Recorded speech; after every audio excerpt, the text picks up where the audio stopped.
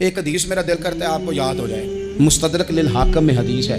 हज़रत अनस बिन मालिक रज़ी अल्लाह तआला अन्हु फरमाते हैं, एक भाई हुजूर की बारगाह में बैठा रहता था। निकम्मा नहीं था। शारीहीन हदीस कहते हैं कि किसी मजबूरी से वो काम नहीं कर पाता था, या करता था तो काम आगे नहीं चल पाता था। ज़हनी सलाहियत ही शायद ज़्यादा नहीं थी। हदीस मिशकात में भी मौजूद है, मुस्तदरक लिल हाकिम में भी मौजूद है। हज़रत अनस बिन मालिक रज़ी अल्लाह तआला अन्हु फरमाते हैं, वो हुजूर की बारगाह नाज में बैठा रहता था।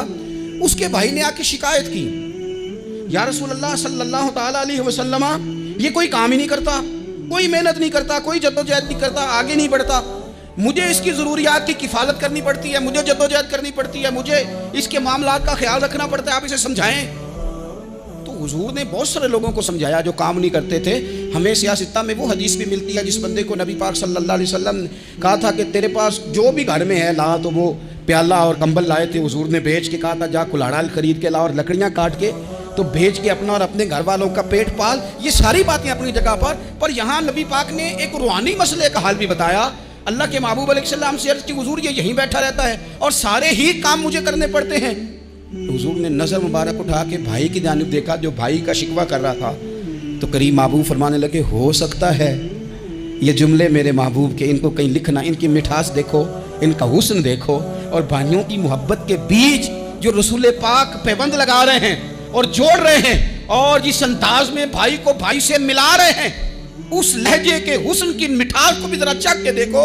हुजूर फरमाने लगे, हो सकता है रब तुम्हें जो रिस्क दे रहा है वो इसी भाई की वजह से दे रहा है। भाई भाइयां दे वैरी होंदे ते भाई ही भाइयां दियां बावां। ओ भाई, हो सकता है इसकी वजह से तुझे मिल रहा हो, इसकी वजह से। वो दरवाजे ना बंद करें जिन दरवाज़ों की बरकत से रोजी आती है।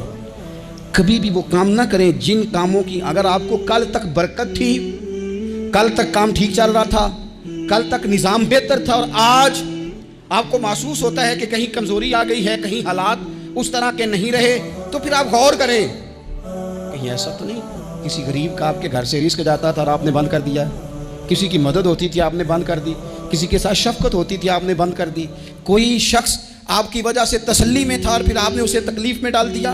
अल्लाह के महबूब ने फरमाया, तुम्हारे कमज़ोरों की वजह से तुम्हें रिस्क दिया जाता है, तुम्हारे ज़ईफ़ों की वजह से तुम्हें रिस्क दिया जाता है। तुमने तो एक बंदा ये कह के निकाल दिया कि जा तेरी तनख्वाह मैं नहीं दे सकता, लेकिन क्या पता कि उसकी तनख्वाह की वजह से ही बाकी सारा कुछ भी आता हो, क्या पता कि उसी के सबब से अल्लाह इनाम फरमाता हो। लिहाजा इन रूहानी मसाइल का भी थोड़ा सा ख्याल करें।